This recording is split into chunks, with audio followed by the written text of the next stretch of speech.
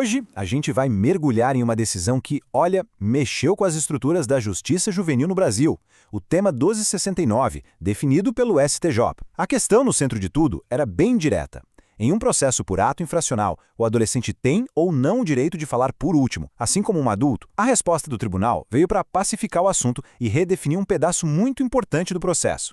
Para a gente entender essa história do começo ao fim, nosso roteiro vai ser este aqui. A gente começa no dilema que deu origem a tudo, passa pela grande virada na jurisprudência, entende os fundamentos dessa decisão, analisa a tese que foi firmada e, por fim, discute os impactos e faz uma análise mais crítica. Vamos lá?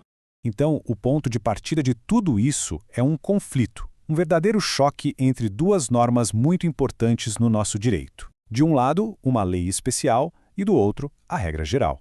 E a pergunta que pairava no ar e precisava de uma resposta definitiva era exatamente essa. Será que o momento em que o adolescente é ouvido realmente faz diferença? A ordem dos fatores altera o produto no processo? Por muitos anos a resposta não foi nada unânime, o que gerava uma insegurança jurídica enorme pelo país.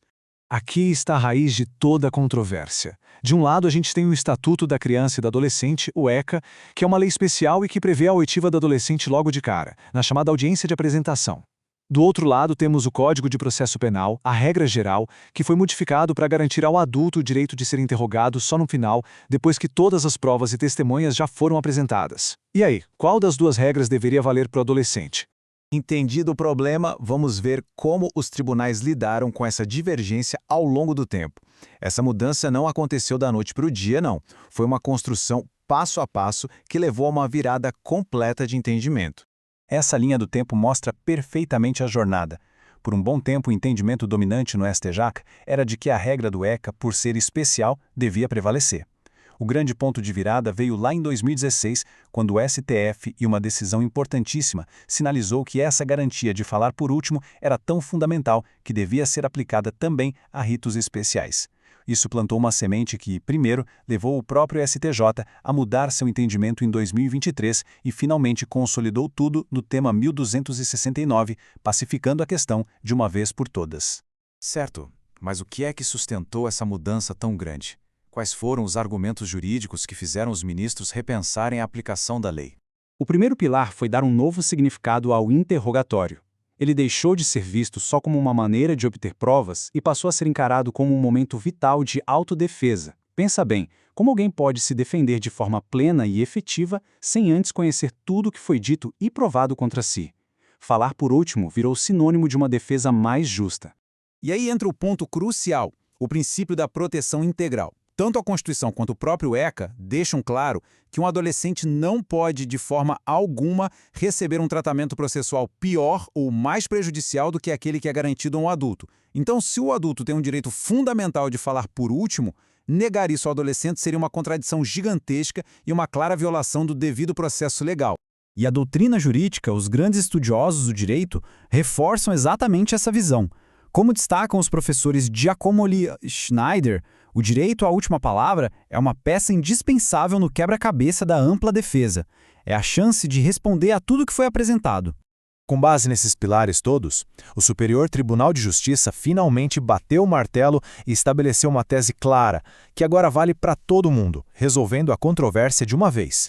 A decisão foi bem direta ao ponto. O tribunal definiu que, sim, o adolescente continua sendo ouvido no início do processo, na audiência de apresentação do ECA.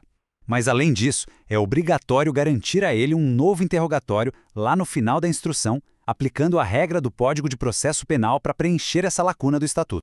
E na prática, como isso funciona? A regra é clara, são 2 momentos de oitiva. A falta do interrogatório final pode anular o processo. Mas, atenção, a defesa precisa apontar o prejuízo logo na primeira oportunidade que tiver, senão perde o direito de reclamar depois, o que a gente chama de preclusão. E um ponto muito importante, a decisão vale para todos os processos que terminaram a instrução depois de março de 2016, que foi a data daquela decisão do STF que inspirou toda essa mudança.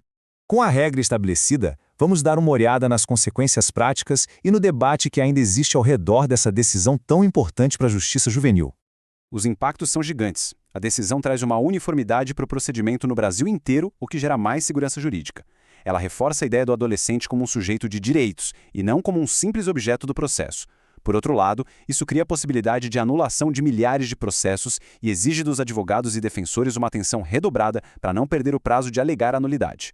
Mas essa decisão não foi um consenso absoluto de pensamento. Havia uma corrente contrária, forte, defendida principalmente pelos ministérios públicos. O argumento era de que o procedimento do ECA é especial por um motivo e já seria completo.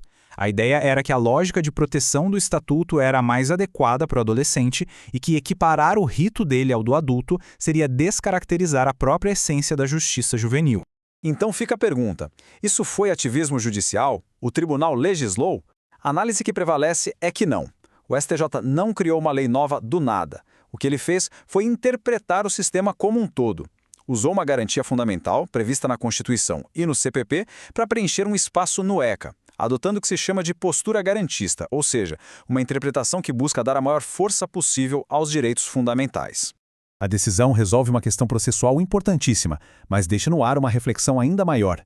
Fortalecer as garantias formais, como o direito à última palavra, se traduz automaticamente em uma justiça juvenil mais eficaz que de fato ressocializa? Esse é o debate que continua e é fundamental. E aí? Se essa nossa análise ajudou a esclarecer esse tema jurídico tão denso e complexo, não se esqueça de se inscrever no canal e deixar o seu like. Assim, a gente continua trazendo mais conteúdos como este, explicados de forma direta. Até a próxima